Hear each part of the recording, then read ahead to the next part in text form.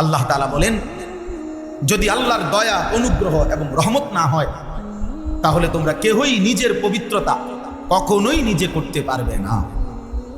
প্রিয় বন্ধু, এজন্য আমরা বলি,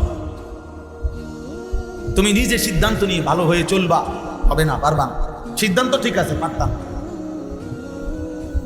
আমি নিজে নিজে ভালো হয়ে চলবো, পারতাম না। কসম খোদার, পারবা না। নিজে নিজে ভালো হয়ে চলা যায়,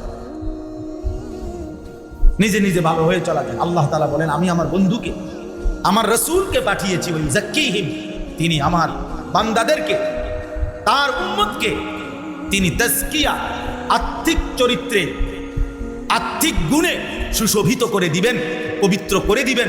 এই জন্য আমি আমার রাসূলকে আমার পক্ষ থেকে পাঠিয়েছি।